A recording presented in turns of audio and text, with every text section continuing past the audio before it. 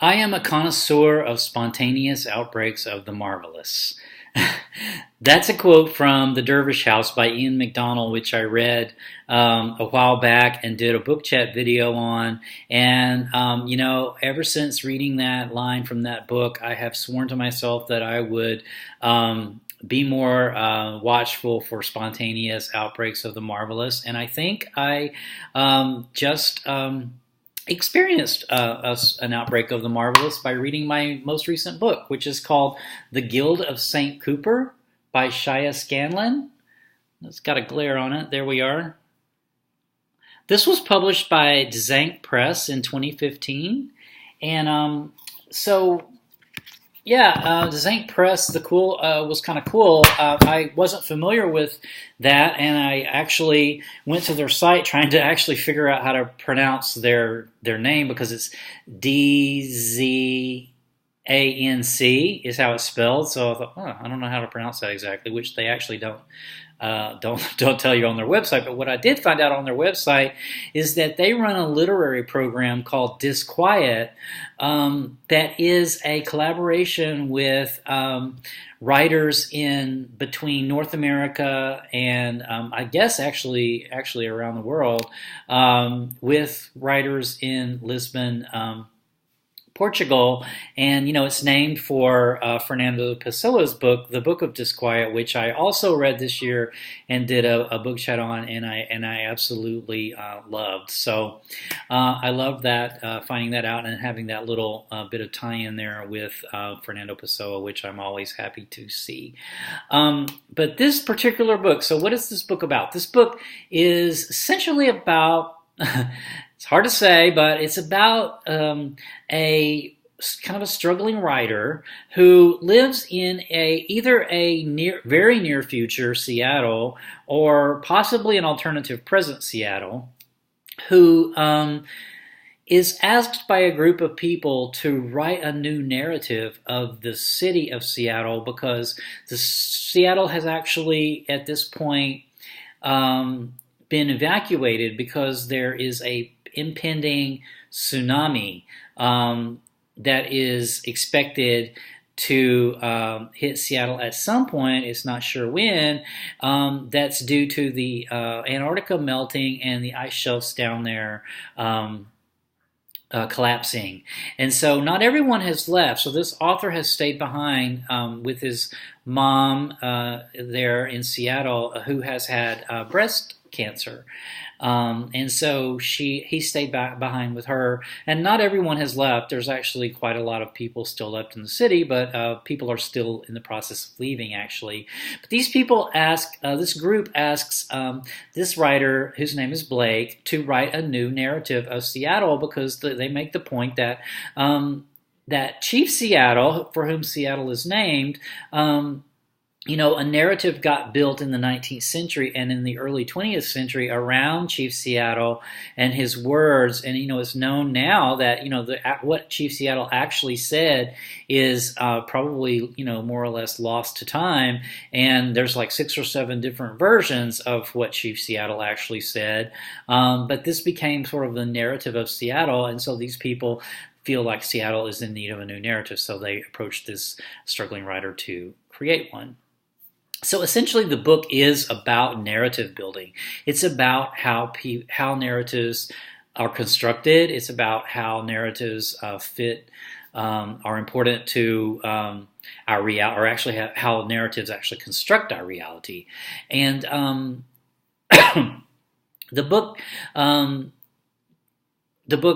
really explores this topic. So the book, it seems like, gets called several different genres. As far as genres goes, it gets called dystopian fiction, which I didn't actually get because it wasn't any more. To me, it wasn't any more of a dystopia than our present day. But it gets called dystopian fiction. It gets called, literary science fiction or philosophical science fiction, urban fantasy, magical realism, and I think it really, it really fits any of those genres to me because the one thing that it has that most of books in these different genres have is this literary concept of defamiliarization.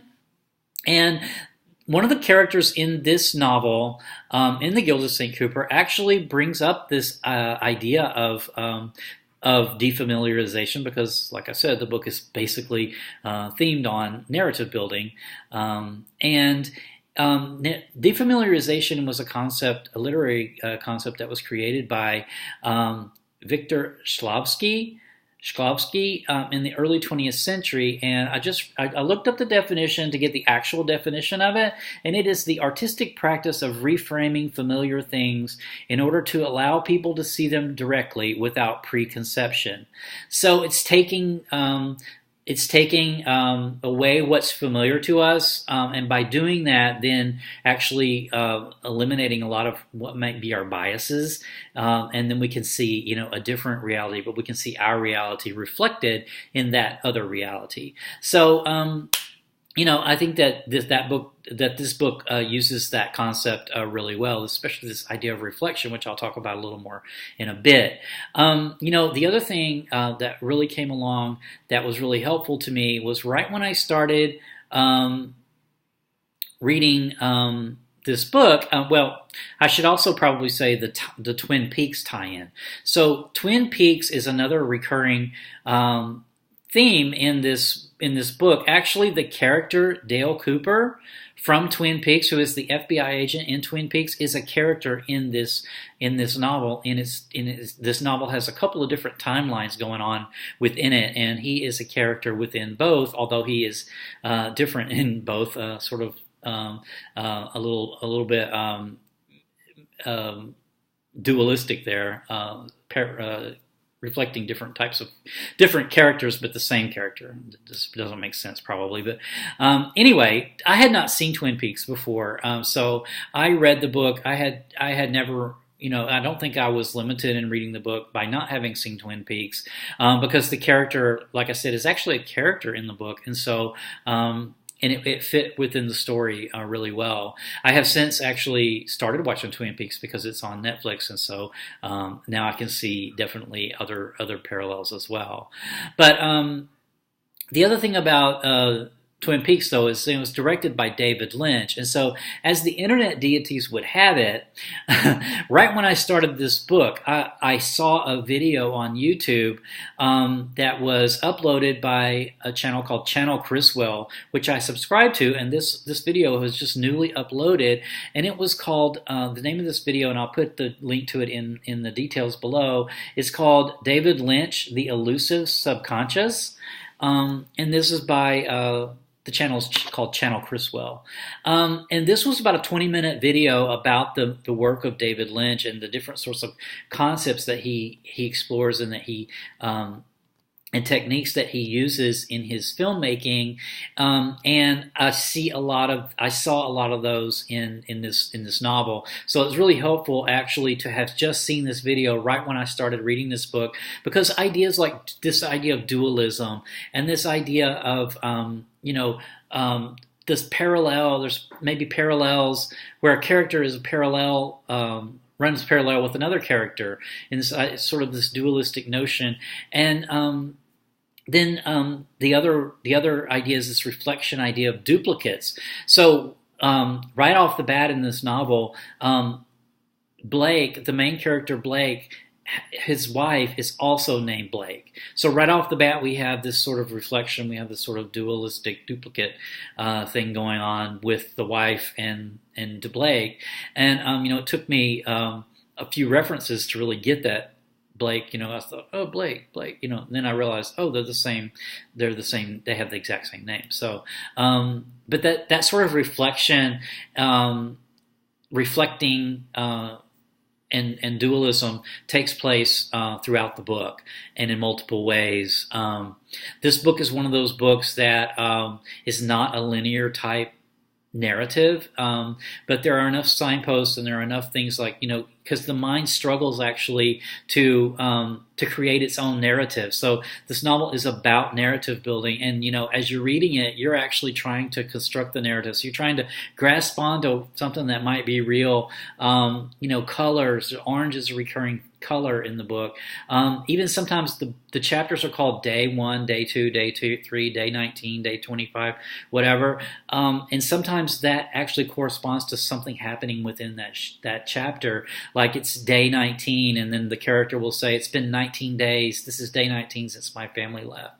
But my mind was constantly grasping onto these things, these sort of things to try to like piece together a narrative about the book. So I thought that was really cool. Another thing that's brought up in the book, the character Blake, the main character Blake in the book, mentions multiple times he has a fascination with the French movie called La Jetée. Jetée, probably mispronouncing that, so sorry French-speaking people. It means the jetty in English. So this movie was a short film from the 1960s, and just a brief description of this book. It's time travel to call the past and future to the rescue of the present. And that is exactly sort of what's happening with this novel. This character, Blake, is trying to call the past and future together to build a narrative to rescue the present. And I for one feel like he created a great one. It's not a cut and dry one. If you read the book, you will see. In the first half of the book, the second half of the book actually takes place before the first half of the book. It seems, but we wind up with alien light energy beings that are fed by giant the rhododendrons that are in Seattle, and these light beings can end up controlling people and turning them into kind of like automatons. So there's a lot of fantastic elements there too, but it all really worked really well for me as far as the narrative building went, because it's this reflection of the present, reflecting on the past, reflecting on the future, and then me as the reader is an observer, and then I'm reflecting off of that too and creating my own narrative as well. So I think I'll close this chat with another quote from the Dervish House, which I loved, and which is very applicable to this novel as well. And the quote is, "The world is written. Reality is transcribed, endlessly copied from moment to moment." And that's really, it's from the Dervish House, but it's really, like I said, applicable to this novel too, because this is what this novel is ultimately about. It's about the power of narrative and how the narrative and how the narratives are constructed, and then you as the reader